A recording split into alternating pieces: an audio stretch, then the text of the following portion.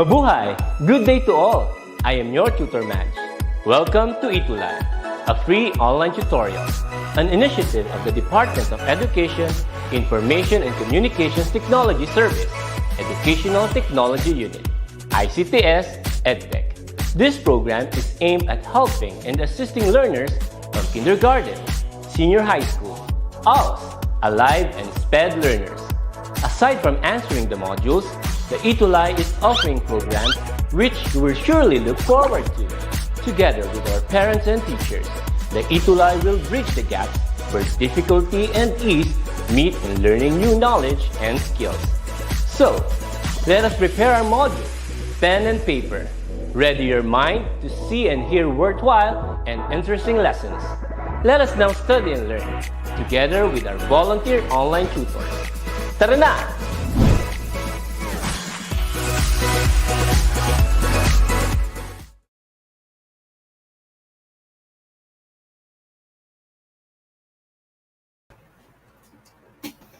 Ayan.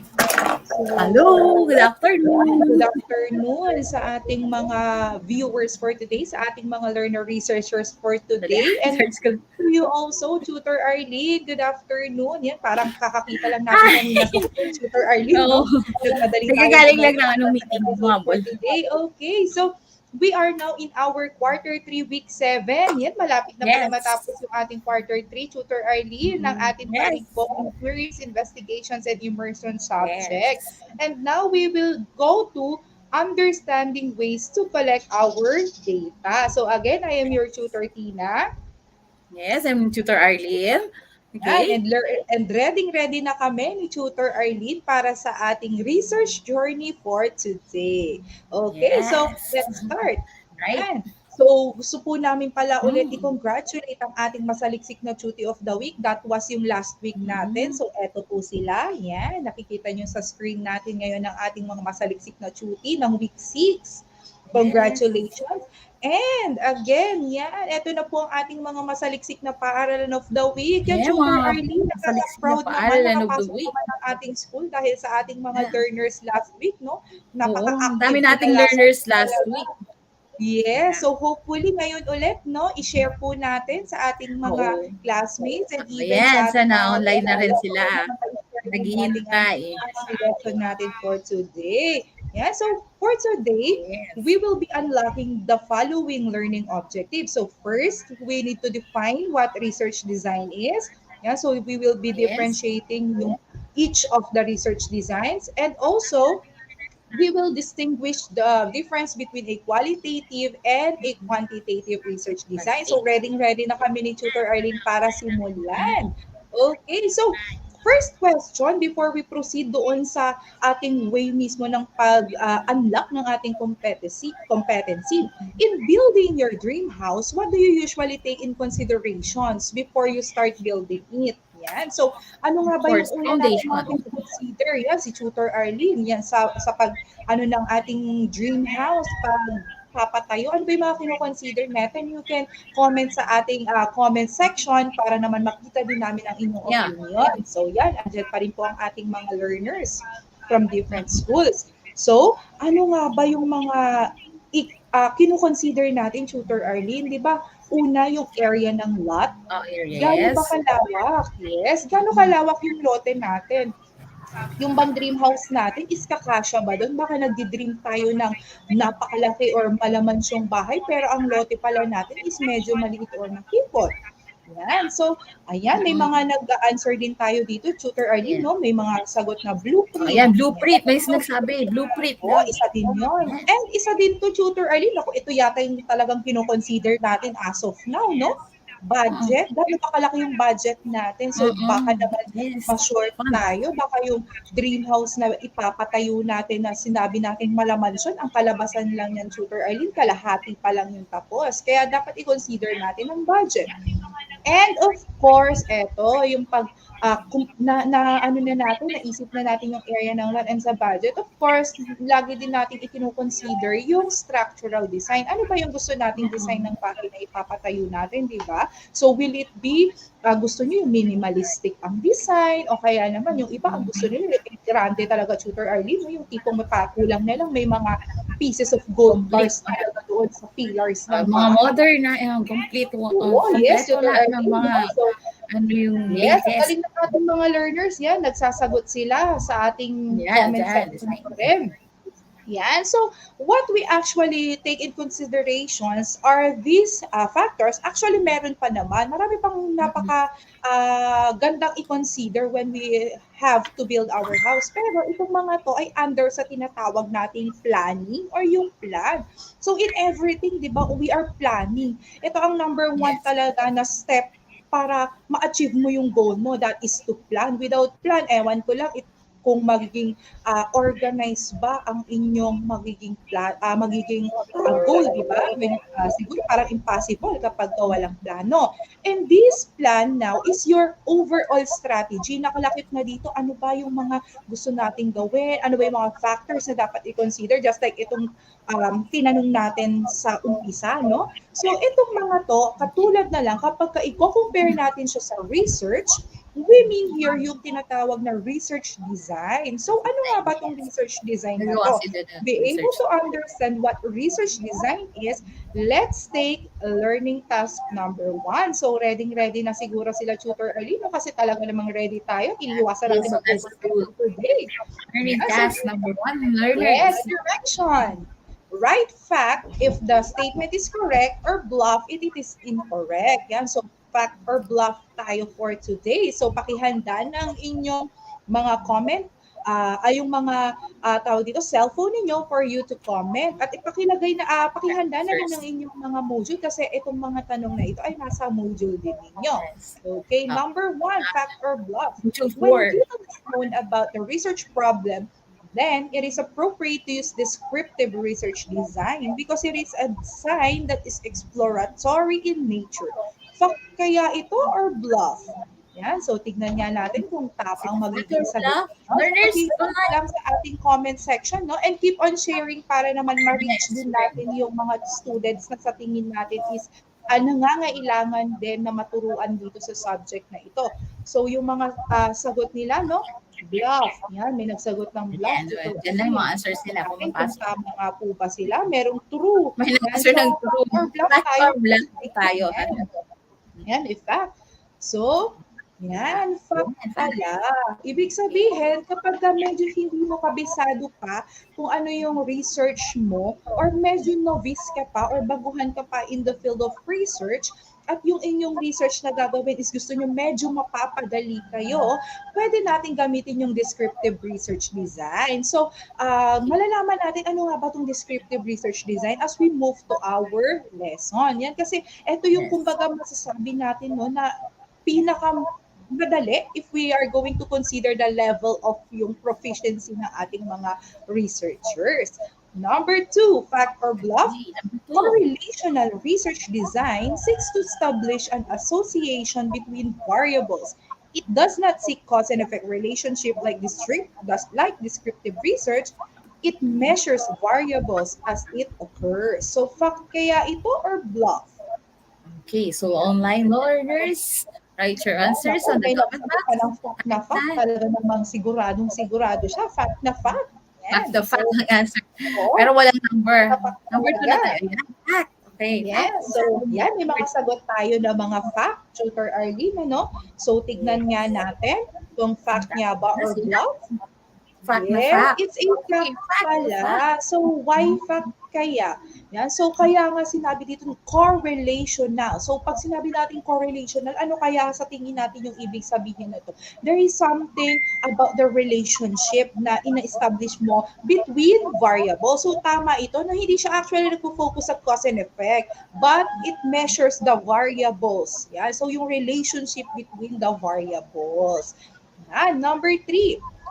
If the object of the study is to measure a cause from a pre-existing effect, then post-factor research design is more appropriate to use. In this design, the researcher has no control over the variables in the research study. Is it a fact or a bluff? So, Yeah. fact kaya Fact or ito bluff? or Write your bluff? answers or type your Yan, answers to the i-write comment natin box. yung answers. Yan, Mga meron na online naman tayong mga learners. student from San Fabian National High School. Yan And sila. so, Yes. as sa Yan ating sila. palaging na i-feature na masaliksik na paaralan from Horacio de la Costa at saka doon po sa Yes. iba pa na mga senior high school. Yan. So, ang mga sagot nila, Tutor Arlene, mukhang nadidelay. No? So, Luzon, let's see Visayas, kung and ano nga ba Mindanao. ang correct answer dito. Okay, so Yeah, number it's a 3, fact sana naman pumasok na pala. answer. Oo. Fact. So, bakit kaya ito fact, no, Tutor Arlene? So, sabi kasi dito, if the object of the study is to measure the cost, ibig sabihin, yung dahilan doon sa mga pre-existing or nag-exist na before na mga effect, ito ay tinatawag na ex post facto. Kaya nga siya tinawag na ex. Ano bang kadalasang binabanggit natin, Tutor Arlene, pag sabi nating ex, no? Past. So, eto yung past. Yan. So, yung past natin, yung mga existing o yung mga Pumapasok pre-existing na yung na mga answers research ng mga natin. online Dito, learners no, natin. Dr. Arlene, walang control ang ating researcher doon sa mga variables. It means na nakadepende lahat doon yung result doon sa mga variables natin or yung variables natin ay nakadepende mismo sa kung paano nga ba talaga yung natural flow nito. Yan. So, kaya fact yon. Yan. So, nahuhuli ang kanilang mga answers but they Ayan, actually pumapasok na answer nga. that. Mag-answer na Yes. So, fact talagang mag-answers mga na. sagot nila. Yan. Number 4. Yan. Okay. So, fact or bluff, an experimental research design aims to measure the causal relationship between variables. From the partiality of this design comes from assigning subjects, participants, or respondents into their groups. So, fact kaya ito, Tutor Arlene, or bluff? So, is it Yan, fact so, or tingnan bluff, natin online ang ating learners? mga Type yes, your ang answers ating now mga for question number learners. 4 on the comment Yes, box.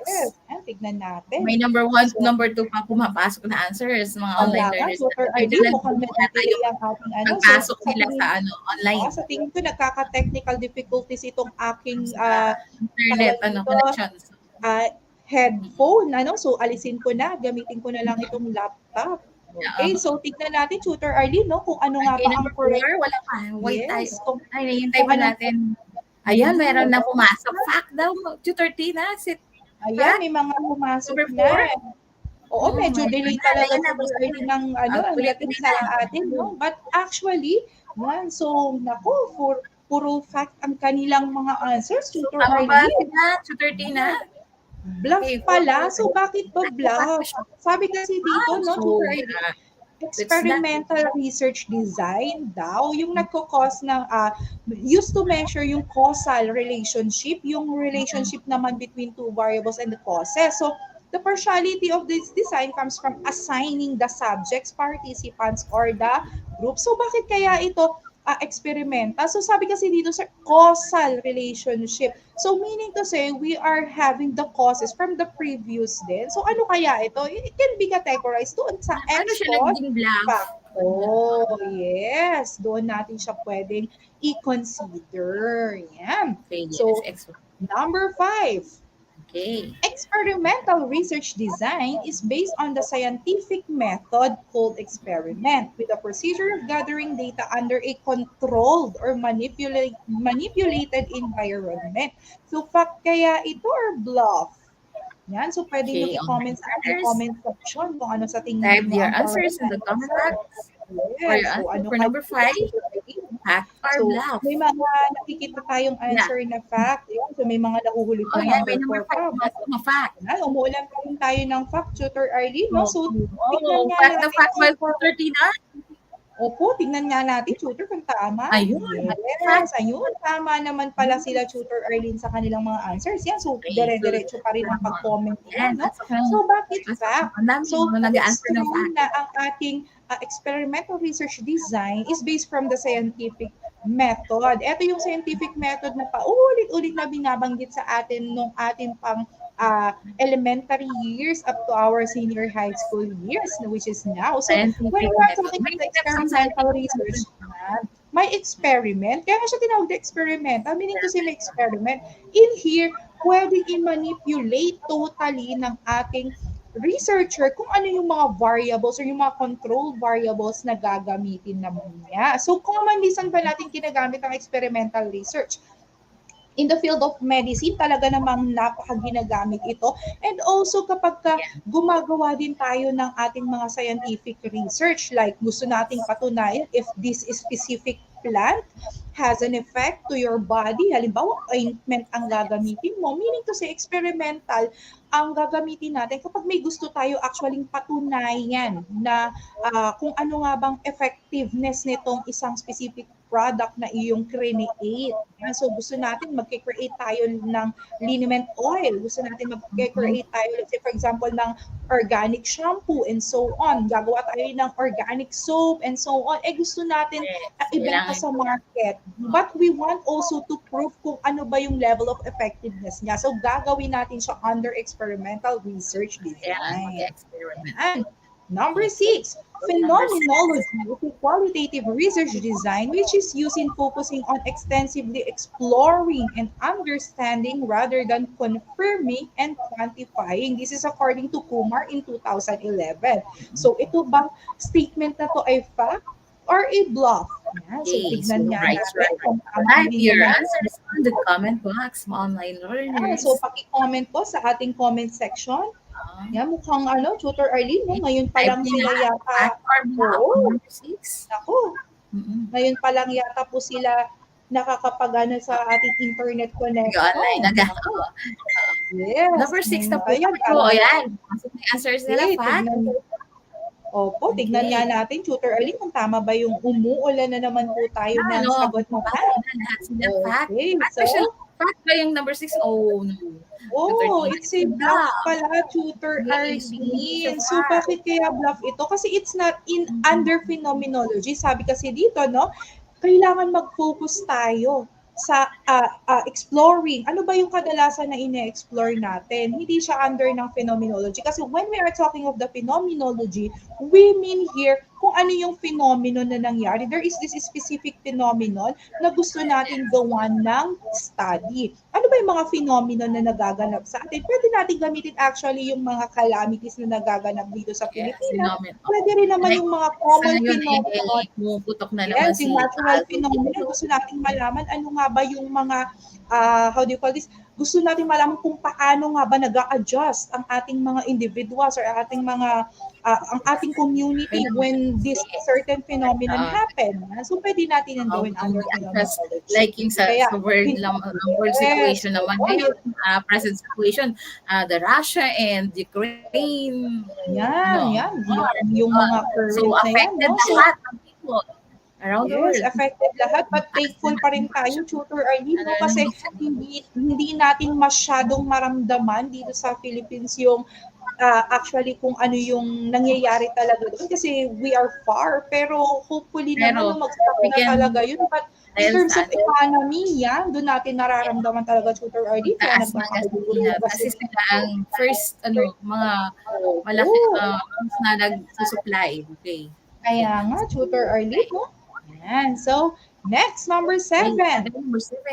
As cited by Hennig, Hatter and Bailey in 2011, a grounded theory is not the theory itself, but a process for developing empirical theory that consists of a set of tasks and principles through which theory can be built up. So, sorry, nagkaroon ng letter o si principles, no? So, is it a fact or a bluff? Paki-comment po sa ating comment section nang makita natin at mailagay ang inyong mga names sa susunod nating episode as masaliksik na chiki.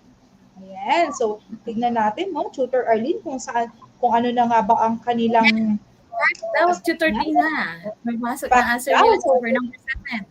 Yes. Check natin, Tutor Arlene, kung tama ba. Tutor Tina? Ayan. Yes. Fact. Oo, fact pala to, Tutor Arlene, no? So, a grounded theory daw is hindi naman talaga siya theory itself. You cannot say na ang grounded theory is a type of a theory talaga, but rather it is a process na i-develop natin yung empirical theory na kailangan na gusto nating patunayan to create a theory itself. Kumbaga, this kind of research design is actually used para to create tayo, mag-create tayo ng theory based doon sa makakalap natin na data later on. And another is, if we want to, let's say for example, prove that this theory can actually build or can make another theory or a principle, kasi di ba gano'n naman yon, from theory, here comes now the principle. So, papasok ngayon itong tinatawag natin na grounded theory. Yan. So, naku, mukhang nag-iingay ang ating mga aso ngayon. So, Then, dali lang ha. And number Okay. 8. We'll continue with number 8. Oh, Charge yes, ko lang Tutor yung aking Arlene, no? phone na Yan. So, lobat. oh, yes, so bilisan natin, Tutor Arlene, para hindi tayo mag-overtime. So, phenomenology is a qualitative research design which aims to describe a phenomenon or to evaluate an intervention or institution in the interest of knowledge production. Yan. So, ano kaya ito? Medyo nagkaroon tayo ng typo dito sa knowledge, no? So, ito nga ba ay fact or a bluff? Naku, meron na silang idea, Tutor Arlene, kasi parang na-explain na natin to kanina, no? Dun sa previous natin na number. This is Iba according naman. Ay, answer na sila. Fact daw. Tutor Dina. ano po, fact talaga yung kanilang mga sagot, Tutor Arlene. Let's Okay, see. is it a fact? Yes, it's a fact Yeah, pala. fact na So, fact. nabanggit natin nga kanina, Tapos sila. kapag we are talking of the phenomenon at i-evaluate natin kung ano ba yung possible interventions natin dyan, we can consider phenomenology as our research design. Okay.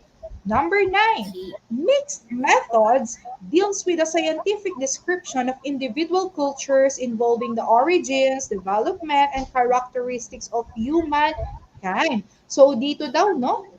Mixed methods nga ba yon? Ang nagdi-describe doon sa individual cultures, yan. So, ini-involve dito yung origin nila, development, characteristic, Fact or not bluff or ba? bluff. Line learners. Type your answer sa comment section. Tinitignan ko, Tutor Arlene, mukhang ano talaga, no? Nagsisilid ang Number 8 ating pa mga pumapasok learners yung because answers nila for oo, late na pumapasok yung answers nila, no? So, tignan natin. yung dating ng internet connection natin So, sa yan talaga, no? Sana talaga, Tutor Arlene, here, there will come a time na ang internet natin, yeah, yung number hindi mo 9 is a bluff. May nag-answer bluff. Tutor may Tina. bluff. Oh, may Ayan, ang bluff. dami nilang nag-answer ng Sunod na bluff. silang bluff. Kaya nga, May tingnan bluff nga ba? natin. Yes, it's a bluff pala. So, bakit bluff? So, ano nga ba itong mixed methods Bakit na bluff? tinutukoy natin? So, when we're talking of the mixed methods, actually, this is a combination of a qualitative and a quantitative research design. Kaya nga siya tawag na mixed methods, naghalo. Commonly ginagamit ito no, sa dissertations, sa ating mga thesis, lalo na kapag talagang ang topic natin, gusto talaga natin makuha yung appropriate o kaya naman yung talagang highest level or highest possible level kung level man ang hinahanap natin ng mga variables, no? So we can use mixed method. Pwedeng sa part 1 mo, gumawa ka ng quantitative, you quantify it, then after yung na-quantify na yung gusto mong hanapin, pwede ka naman ngayon, pwede ka naman magpasok ng mga qualitative na mga questions. Yan. So, parang binigyan mo ng supplement yung iyong research. Kaya siya tawag na mixed method. And when we are talking of the individual cultures or anything related doon sa pagkalap natin ng information sa isang culture, sa culture ng isang group, origin nila, paano ba ang development nila or characteristics ba nila as a group? How do you call that? We called it as ethnography. So something related to the groups, ethnic groups, yan, sa mga tribes. Actually, yung mga yan ginagamit ng mga social science na mga teachers and even sa mga students na nagtitake ng dissertations or kaya naman ng kanilang mga thesis. Kasi dapat related siya sa how do you i-analyze mo kasi yung kung paano mamuhay ang isang ethnic group and so on and so forth. Number 10. Yan, Okay. naku, ethnography Number 10, refers to factor using block. both Factor Tina. qualitative and Ayan. quantitative data to answer a particular question or set of questions. That's according to Viber in 2010. So, kung may idea na So, sila, pag namali pa banggit mo sila lang ng kanina, computer Tutor Tina, ID, yung kaya ethnography. nga. Okay, So, so tignan factor natin block kung online tama nga. course. Type your answers on the Yes, so comment section box. yes, So let's see your answers. pakilagay sa ating comment section. So, tignan nga Tama natin ba? kung ano nga bang correct Ano answer. factor block ba? Kasi parang po, medyo Okay, so number nahihirapan yata sila 10, sa internet connection. ayan. Ayun. Yan. O, So, pumasok na. yun, may Black mga ba? bluff Tutor naman Tina? pala.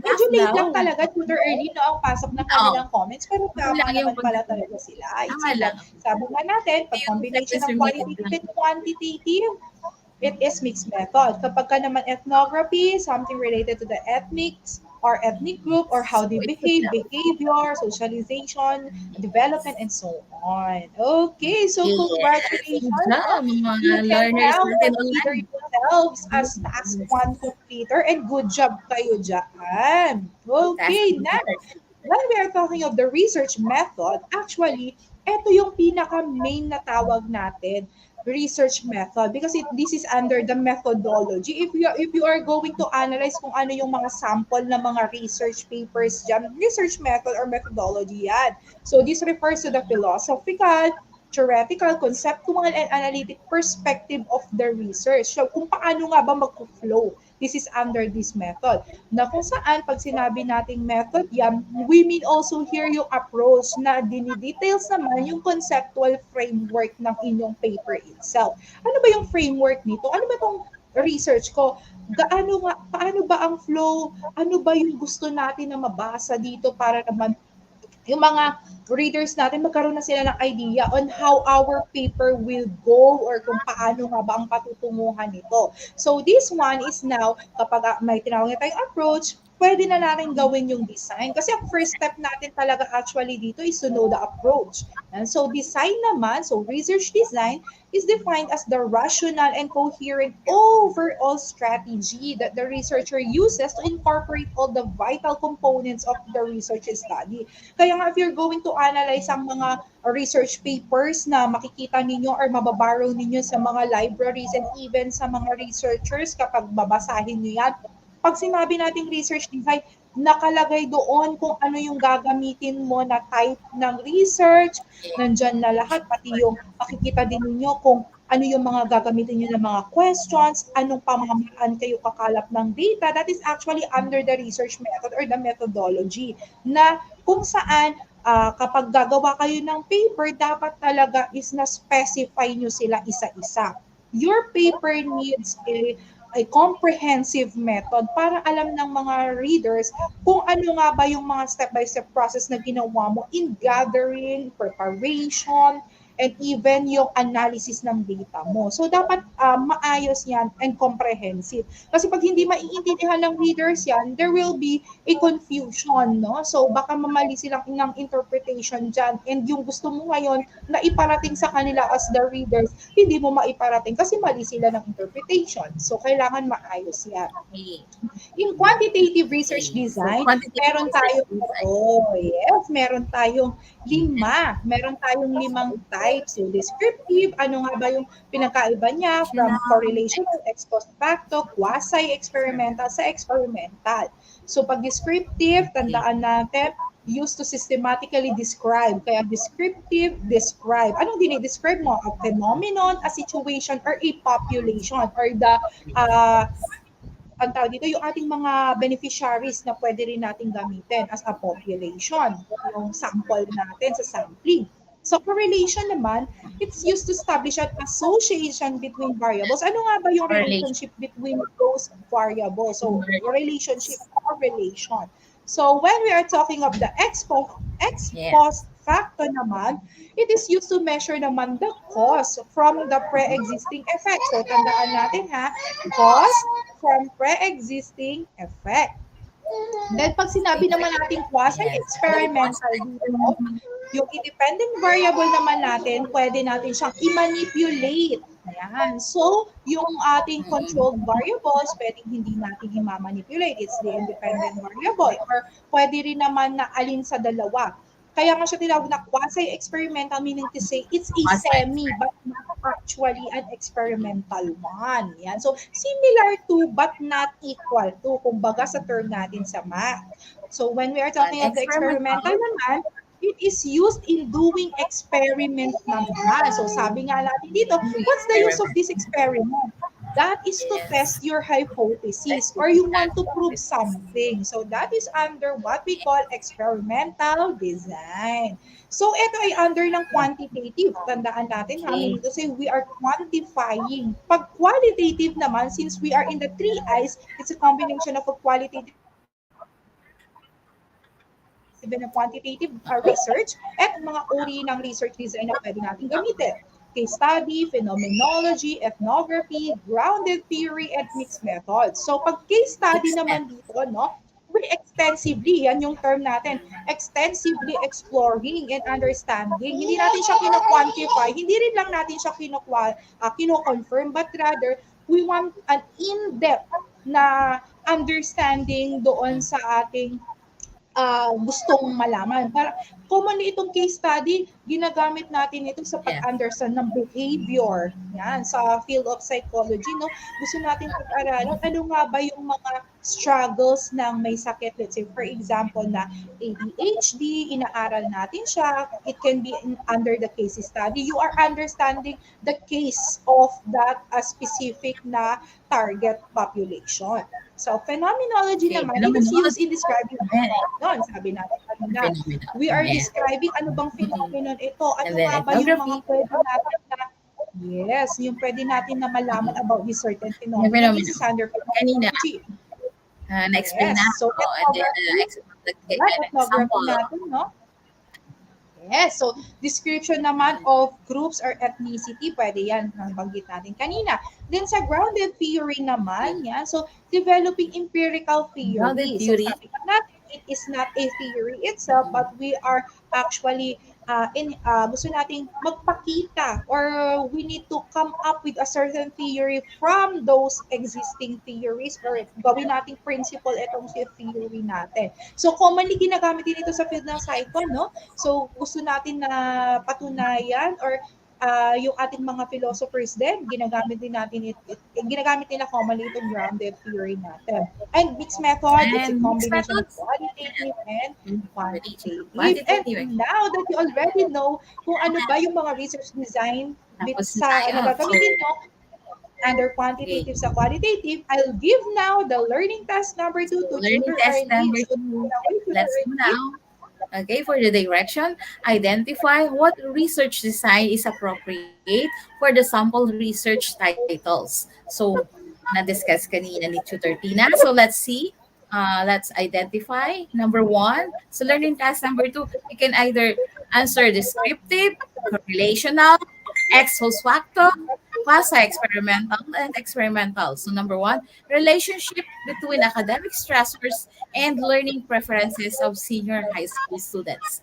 So what type of research title or design ang title na ito? So write your answer or type on the comment section sa box. yes, paki-type sa Online ating learners. comment section, Okay, no?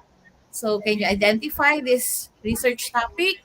What type of research design will you do with this research topic? Ayan, number one, descriptive. May nag-answer na descriptive daw. Mayroon namang correlational, sabi niya, Tutor Tina. Okay. Tingnan Okay. natin. Correlational. May another correlational. Ang sagot niya, correlational. Okay, Yan. correlational. Sunod-sunod na yata yung correlational nila. Okay, tama ba? Tutor Tina, reveal na. Okay, Yan, tama. nandiyan na. I-reveal na natin, Tutor Arlene, no? Correlational. This is the yeah, correlation of variables. Okay, yung relationship between academic stressors and learning preferences of senior high school students. Kaya nga, correlational ang research, type of Yes. research design yung gagawin dito sa topic na to. Okay, next number two. Na naman tayo sa number two, reading electronic learning materials as a support for vocabulary of grade 1 pupils. So, anong type of research design will you use with this research topic? For number two, mga online learners, Tingnan okay, type natin, no? your answer sa comment section, sa box. So tama, correlational, number one So, pa rin. mukhang ano, Tutor So wait, Arlene, nag-delay ang ating nasa number mga 2 eh. answers. Minutes of seconds lang naman yung pagdating ng ano. Okay, number 2 na. Okay, number 2. Okay, So, so i-reveal na ba natin, again, Tutor Arlene? considering electronic learning materials as a support for vocabulary of grade 1 pupils. Okay, anong type of research design will you use with this with this research topic? Okay, Yan, mga i-reveal na ba natin, learners, Tutor Arlene? online learners. Okay. Yan, so may mga, Okay. yan, may Ayun, number 2. pag-subscribe Sabi answer. descriptive. Masok ang sagot na. So, Sunod-sunod na. yan, tignan Descriptive. niya Okay, natin. descriptive. Okay, Oh, mabasa na tutor reveal na Tina. natin, Tutor Number Arlene. 2. Ayan, quasi-experimental. So, Why quasi-experimental? quasi-experimental Ang type of pala. research is the topic reading electronic learning materials as a support for vocabulary of grade 1 pupils. Quasi-experimental, of course, yung mag-experiment kasi sila on the electronic reading materials. Kaya quasi, di ba? Tama ba, Tutor Tina? Okay. Yes, Tutor Arlene, no? Kasi meron silang Online. pinocontrol or minamanipulate and meron din naman Yes. silang hindi minamanipulate na variable between these two Quasi-experimental. variables. Okay. Number 3. Okay, let's go to number 3. What type of research design with this research title, Impact of the Implementation of COVID-19 Health Protocols in Supermarkets on Consumer Behaviors. So, anong type of research design mga online learners ang gagamitin for this research topic? Okay. Yan, so tignan natin, napaki-comment. Yan. Soon. Hi po pala kay Tutor Junjun, no? Hi, Tutor Junjun, nakakatapos lang ng kanya namang session sa Mga PR2. online learners. Okay. Wait lang natin ha. Okay. What? Ulitin Mukhang natin ano, number Tutor 2, Arlene, impact of the hindi talaga implementation natin of ang COVID-19 health protocols in supermarkets on consumer behaviors. So, anong research design ang gagamitin natin for this research topic? Mga learners, number 3, experimental. Okay, may pumasok na answer na. Experimental. Okay, iba-iba sila ng answer, Tutor Arlene. may experimental. Okay, ilan ang experiment? Meron din correctional. Or, is it correctional or correlational? Okay, experimental. Ayan, mukhang nalito siya doon sa correctional. So, ang number 3 is ex post facto. Okay, nandiyan na-reveal na yung answer.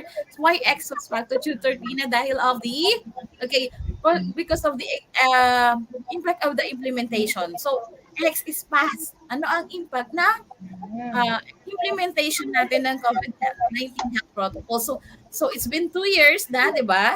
Yung pandemic. Okay. So, makikita na natin ngayon yung effect or impact ng COVID-19 health protocols implementation sa mga supermarkets, or on the consumers' behaviors. Okay, consumer behaviors. Okay, Yes, next. Okay, so Inaano natin, Tutor Arlene, dinedetermine natin yung causes dun sa pre-existing natin na mga effects. So, yan yung binigay natin sa number 3. Number 4. Okay, for number 4, effects of morning exercise on the health anxiety level of senior citizens. Okay, so anong type naman ng research design ang gagamitin for this research title? For this title, effects of morning exercise on the health anxiety level of senior citizens. Effects. Okay, when we say effects, so anong type of design na ang gagawin natin for the study? Okay, so Answer ng descriptive. number 4. Meron pang pumapasok answer sa number 1. Still Kaya correction. Correctional. Ayan, nalito na sila sa correlational. Tutor Arlene, naging correctional na. So, it's correlational, ha? Experimental. Okay, descriptive ba ang number 4? Correlational na ba ang number 4? Magkaiba-iba sila, no? Diverse sa mga answers dito, Tutor Arlene. So, i-reveal na natin, Tutor Arlene. Okay. So, ex post facto. Okay. So, effects ka, di ba, is past. Kaya ex post facto, effects of morning exercise on the health anxiety level of senior citizen. Yung mga senior citizen kasi, syempre, need lang gumalaw-galaw, Galaw Pilipinas, on Monday, Tutor Tina, see you. Okay. Yes. So, ano effect So, exercise on health anxiety level of senior citizens? Okay. Kaya, yes, kasi dito na, Tutor Arlene, Opo, may existing effects na kasi tayo. So we need to determine the causes of this pre-existing effects. So ano Okay. nga ba 'yun? That is now yung sa Yes. health anxiety level. Anong level nga ba ng anxiety yung Yes. ating Exos facto ang nararanasan? type ng Yes, kaya research expose design factor ang appropriate for the natin dyan. Number effects. five. And number five, okay, measuring the gadgets usage of the children at home during COVID-19 community quarantine. Okay, so this for this research design, anong this, for this research topic, what type of research design will you use in doing this study? So type your answer for number five, pero sa ating ko ni phone ay number four pa. So, ulitin ko, number five, ayan na. Measuring the gadgets usage of children at home during COVID-19 community quarantine. So, what type of research design will you use in this research topic? Okay, type Yan, your so, answer on the comment box. Okay, number five, descriptive. Sabi, Tutortina, yan. Sige experimental. nga, Ayan, i-review na nga natin. nila descriptive, tama ba? Okay. So measuring gadgets, ayan, descriptive ang type ng research design na gagawin or you will use for this research topic. For the term measuring of topic measuring of the gadgets usage of children at home during COVID-19 Okay. community quarantine. So of course you're going to describe of course what what are the research design yung sa research design. Pag sinabing descriptive, mag-aalamin yung mga measures for the uses of gadgets usage. Gagawa kayo ng questions, or a questionnaire, like that. On their gadget usage. Okay, so ano yung mga questions na ilalagay nyo doon? Okay, mag-formulate kayo ng mga questions. Okay, and then magsa-survey doon sa mga na gumagamit ng mga gadgets. Okay? Yan. At So, pwede din, no, Tutor Arlene, no? So, kaya siya tinawag na descriptive because we are describing. Pwede natin dito ilagay ano ba yung descriptors natin in terms of gadget yes. usage. So, pwede nating Ano yun? sabihin na often, Ano pero yung mga gagamit, of course, gadgets? yes, Yes. gagamit Is tayo it ng, laptop, pwede tayong gumamit cellphone, ng, opo, or no, gagamit tayo ng Likert scale. tablet? Yan, pwede natin gamitan ng Likert scale dito sa ating Yes, like okay. It's mga, study dito. So, para ano ba yung ma-determine yung level again. yes, you Okay. are Kaya going to nga yung determine because measure. you are measuring, no, the gadget usage. So how often, gaano ba kalalas ang paggamit nila? So merong Yes. corresponding equivalent yan in Number of other Likert hours, gano'n. scale. Magamit Yan. ng or hanggang merong battery pa ba, may power, or sino ang madaling malobat? Yung bang gadget o yung gumagamit ng gadget? Gano'n, di ba? Okay. So, Okay, so so that's number safety. Okay, six. number six. Let's go to number six. Level of academic achievement of senior high schools in different learning modalities. Okay. So what type of research design for this topic? So online learners. Okay, type your answer in the comment box. Number five pa lang sa pool. So let's see. Ulitin ko, number six. Level of academic achievement of senior high schools in different learning modalities. Okay. So ano ang type ng research design na gagamitin natin sa topic na ito? Okay. So number six, may pumasok na answer, descriptive. Okay, meron na. Tutor na. Descriptive Okay. na ba? Pero So, yung pagkakailan niya, descriptive. i-reveal na ba natin, May type Tutor of error. Arlene? Okay, descriptive. Okay, Yan, tignan yes. natin kung Oo, tama para hindi tayo sila. ma-overtime. Tama ba? Descriptive. Yung level of Or academic. correlational. Descriptive. Yan, so pwede pala silang dalawa, Tutor Arlene, no? Yan, Oo. pwedeng So, under siya ng correlational, pwede rin oo. siyang under ng descriptive. Because of Yan. the So bakit nga ba, Tutor level of Arlene, academic bakit achievement descriptive of or the bakit correlational? okay. So, ganun nga, may Likert scale din for the level of academic achievement and then kung correlational, ano yung correlation ng level of academic achievement ng senior high school in the different learning modalities. So, yung mga learning modalities natin ngayon, we have the blended learning for this pandemic, okay, distance learning, and then slowly we're going to face, back to classroom study. So yan na, titignan natin yung yung relation ng mga different different learning modalities na yan. Ano yung mga level of academic achievements na nila. So, mas okay ba yung sa kanila yung mag blended learning sa distance learning, modular, or mas okay ba mag balik sila ng face-to-face class? Di ba, tutor na? Okay, so ito na Yes, yung naku. shift ng change natin sa education after the 2 years pandemic na tayo. Okay, di ba? Yun lang yung kanina, pinamimitingan na, Oo. eto na, we are going to prepare you back to back, yung face to face, mababalik ng face to face ng klase natin. Okay, Okay, so so yun nga. mag-proceed na tayo sa number 7, Tutor Arlene.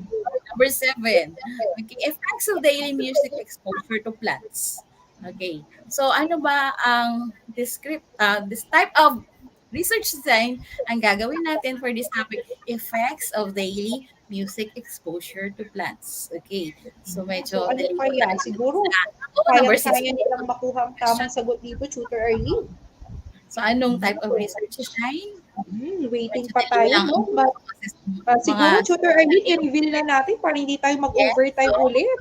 overtime na tayo. Kaya nga, Okay, Tutor Arlene. experimental. Okay, we are going to do experiment on the effects of daily exposure, daily music exposure to plants. So, pag may music ba, ano ba yung mga effect noon sa mga plants sa paligid natin? Masaya din ba sila or blooming or pag merong mga naririnig din silang music like in humans pag nagpe-play or nakikinig sa music, ano, okay. So may experiment din yan. Okay. Tinitingnan ang effect, yung behavior, of course, observation. Kaya may experimental yung research side. Okay. Meron pa ba na susunod? Number 8. So, 30 na. Okay. Number 8, struggles of indigent senior high school students in San Fabian in distance learning. So, for this topic, okay, what type of research design will we use to do this research topic? Okay? Ayan, so, Okay, so nasa experimental pa rin parang ako. number 7 pa lang, no? Naku, nakita natin dito, Tutor Arlene, na ang daming from Ayun, iba't number ibang 8. Okay. So, from iba't ibang school, nag-greet talaga sila, no? yes, Dati oo, hindi lang number schools lang. watching. Ngayon, Tutor Nandun Arlene, sila. nakaka-overwhelm kasi ang dami ng schools talaga ang nanonood ng Then, mga sa episodes. experimental na pumasok ng answer, Tutor Dina. Okay? Sa Yan, so, experimental nga ba review ang answer? natin. Tama nga ba? Sabi ethnography ba, Tutor Dina? Okay, case study. Okay, we have here for number 8, case study.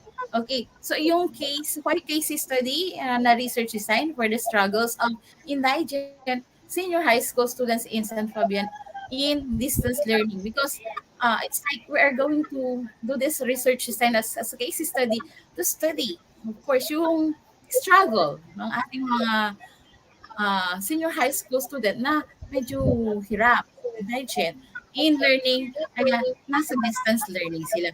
Maybe yung, of course, malayo sa school, kaya nga distance learning, mahalang pamasahe. Okay, so, siguro pag thesis study, meron tayong mga specific mga subjects, mga respondents, yung mga like mga 4-piece students natin, 'di ba? Tutor na. So, Yes, sila tama, yung mga Tutor Arlene. ating pag correspondents na para gagamitin or pag-aaralan natin in making the research design using this topic. Okay, tama, Tutor Tina? Okay, ethnography. Parang walang nakakuha pa. Okay, okay. Parang Okay, so number 9. halos karamihan ang sagot nila, Tutor Arlene, ethnography. Pero it's case study. Okay, so let's go to number 10. Kasi overtime na tayo. Bilisan natin. Integrating the pragmatic approach in teaching in the blended learning modality. Okay, so number 9 topic or title, anong research design? Okay, number 8 pa lang kasi sa phone, medyo delay lang yata ng minute. Okay, okay. So, anong research design? Number 9, ang gagamitin for integrating the pragmatic approach in teaching in the blended learning modality. Okay? So, mga online learners, Okay, so i-reveal na natin, Tutor Arlene, no? Kasi mukhang mag-overtime na naman tayo. I-reveal na natin. Pwede naman natin papasok yung answer nila pag nakita nila yung Yan. question. Okay, grounded Okay. theory. Why grounded theory? Tutor Tina. Ang topic na integrating the pragmatic approach in teaching in the blended learning modality. Okay, why grounded theory research design? Because of the this one, integrating the pragmatic approach. Okay, yung I mean, theory, yan, di ba? In teaching the blended learning modality. Kaya grounded theory, di ba? Tama ba, Tutor Tina? Okay. Okay, Yes, ayan, tama, grounded Tutor theory. Arlene, no? Tama ba, So Tutor we Tina? have here an Yes, tama, existing sir. na theory talaga, which is the pragmatic approach actually. This is under Yes, yung sa ating principles of teaching and learning actually ng mga yes. students natin. So paano ba sila nag-learn? You integrate this to create a And then specific principle blended or learning. theory or paano kung gusto nating malaman talaga if we want to prove kung talaga nga bang itong approach na ito is an effective one. So, pwede natin siya gamitin under grounded theory. Okay. Yan, then number 10. Last Okay, number number natin for 10. last Okay, two. anong research design ang gagamitin for the study topic practices of the igorots in the stress management. So you have there the igorots in stress management practices. Ano ang number 10 ng research design, mga online Yan. So, learners? ano kayang research design ito? No? So, Ang tingnan natin topic, maigi. practices Yan. of the igorots in the stress management. Ano Ako, si siguro igorots? makukuha nila to Tutor Arlene. Yan. O, may Okay, mga sana sagot masagot. na tayo, Ayan, Tutor ethnography. Arlene. Tama ba? Okay, Okay, i-reveal reveal na na natin natin, yung Tutor sagot. Arlene. Okay, Oo, kung tama nga ba ang kanilang ethnography. mga Yan. answers. Ethnography. Okay, because we have the ethnic group, Igorots, right? The practices of the Igorots in the stress Yes. management. Opo. Ay, ethnography. Ano yung, mga, ano ba ang mga ethnic group na ito? Ano yung mga practices nila? Different Yes. from other uh, ethnic groups also or in the stress management. Okay, okay. Okay. So Yan. ano nga ba yung ano, no, Tutor Arlene, yung parang practices nitong specific ethnic groups na to, how they Yes. handle their stress, ano nga ba Yes. yung mga behaviors Level. nila as they undergone yung tinatawag nating stress, how they manage that. Yan. So Yes. that's under ethnography. Ayan, no, Okay, so Tutor good job Arlene. ng ating Ako. mga online learners. Task to completers and increase Yan, investigations in research.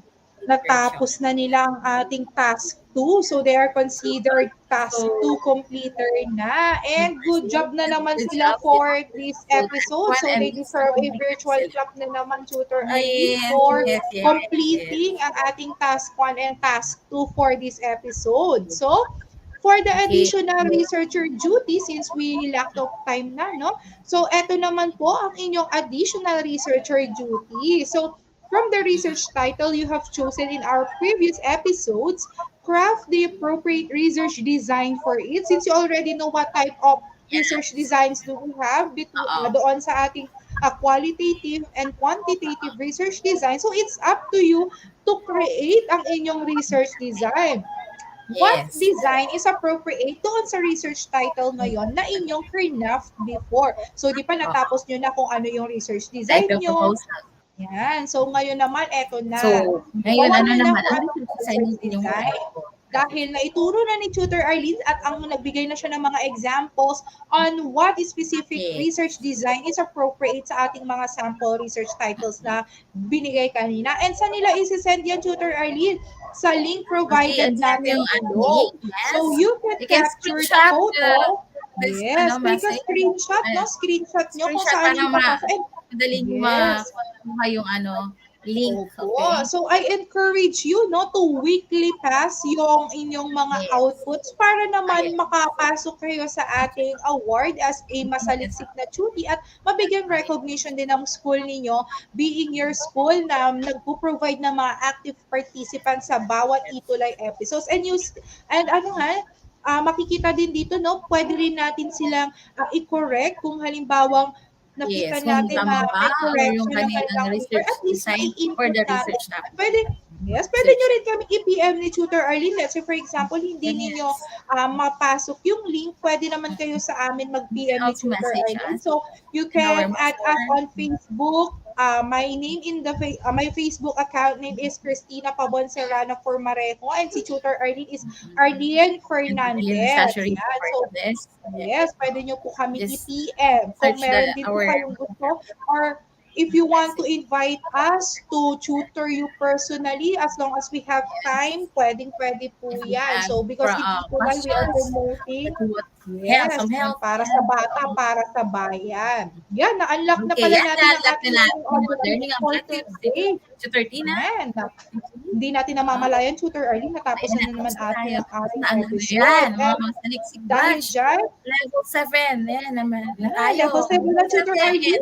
Ako, masaliksik nakakatuwa batch. naman. Napakataas Online na ng learner. level natin, no? Natapos na natin ang level 7. Natapos na Meron na tayong tayo. badge. For Okay, so ito po ang references na ginamit namin ni Tutor Arlene in crafting this episode for today. Yan, so yan po. You can actually search yung mga yan po to be able to understand better kung ano po yung Yes, and about i-download sa those research references design. also. Pwede kayo mag-download, no? And you can PM us so that we can also provide you yung mga soft copies ng mga e-books ng ating mga research na magagamit ninyo, lalo na if you are crafting now your research. Both sa students and sa teachers, you can PM us. You can invite us to talk about it as long as we have time. No problem po yan sa amin ni Tutor Arlene. And of course, we have used ang ating references official from the central module office. provided by the central office on Yes. in-course investigation and immersion. Yan, module 4 na po tayo Module na dyan. din gamit. And again, yan, Tutor Arlene, ano nga ba yung lagi nating sinasabi? So upang ang kaalaman ay maging siksik, umaapaw at hitik, tayo ay manaliksik. So research is the key to all problems. So until next Friday again for the week 8 at 4:40 to 5:20 p.m., 5:56 and 5 ano na tayo? 5:40 naman. Okay, so overtime ng konti tayo.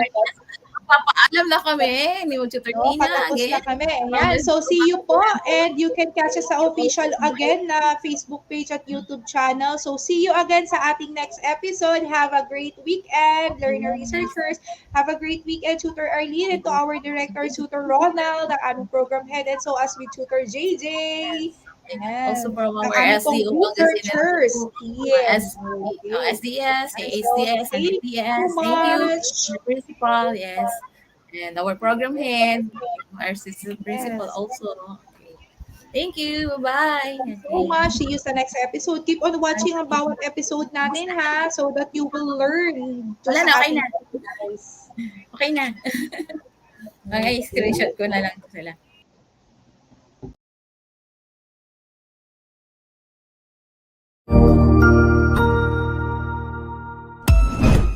Ang husay naman!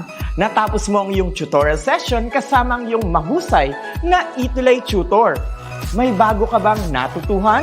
I-share na yan gamit ang hashtag #ETUlayLevelUp. Huwag aalis ha dahil may susunod pang programa na pwede mo ring panoorin at salihan dahil naghihintay na ang iyong mga tutors. Happy learning dito sa ETUlay!